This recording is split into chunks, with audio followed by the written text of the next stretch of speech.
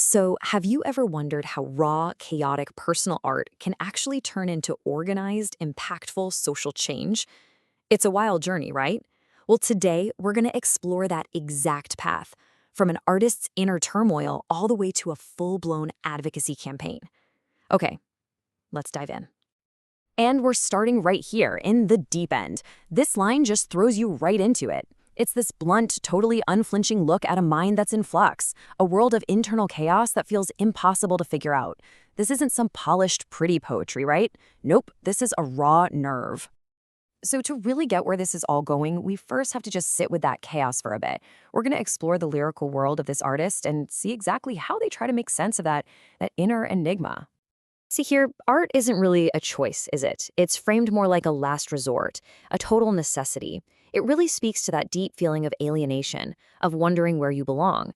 And when speaking just doesn't work, writing becomes the only way you can really exist. And underneath all the complex wordplay and all this dense imagery, there's a really fundamental question being asked over and over again. Who am I? It's just this relentless search for identity in a world that feels, well, pretty disorienting. I mean, this is just brilliant. It shows how the artist uses these super modern, almost playful metaphors to ask these huge, timeless questions. A gaming console, of all things, becomes this surprisingly deep way to ask, what's left of us when the games we play are over? Who are we then? And a theme you see constantly is this idea that you can hold two opposite truths at the very same time. The lyrics are just filled with contradictions, like being a sinner and a saint, and kind of giving grace to both. It's a full embrace of the complicated, messy reality of being human. And then we get to this moment. And this feels like a real turning point. After all that struggle, all the contradictions, all the chaos, this is just a powerful declaration of owning yourself. The internal battle has been fought, and it sounds like a kind of peace has finally been won. So, this is the crucial question, right? What happens next?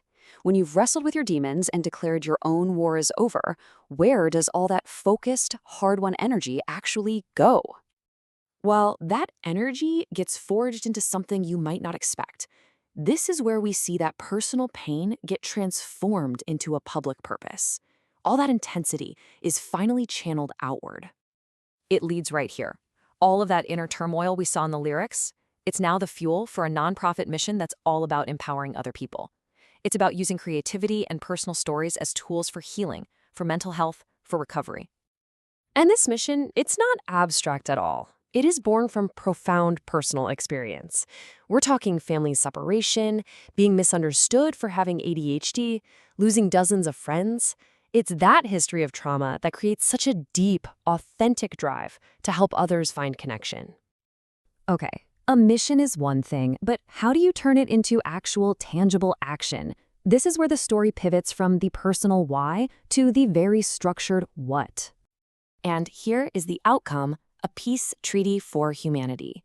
It's a really focused campaign that takes on the exact issue, family separation, that shaped the artist's own life. It's a call to action for everyone to protect vulnerable people. And this is where it gets real.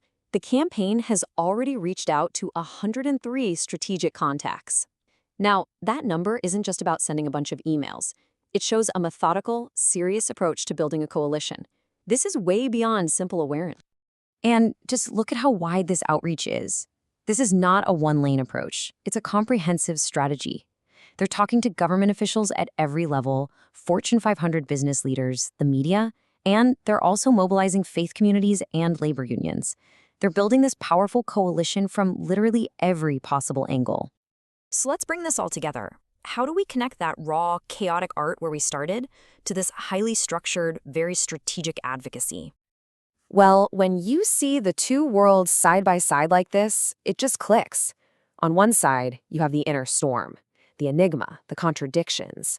On the other, the public action, the mission, the advocacy, the peace treaty. It becomes so clear they aren't separate things at all. They are literally two sides of the same coin. The art is the fuel, and the advocacy is the fire. And that, right there, is the key takeaway. The act of creation, of wrestling with your own story, that isn't the final chapter. It's the powerful, necessary beginning that ignites real-world action and systematic change. So we'll end on this thought. It's a message of just profound hope that you can feel in both the art and the advocacy. It suggests that from any depth of personal struggle, a journey towards purpose, healing, and connection is always, always possible.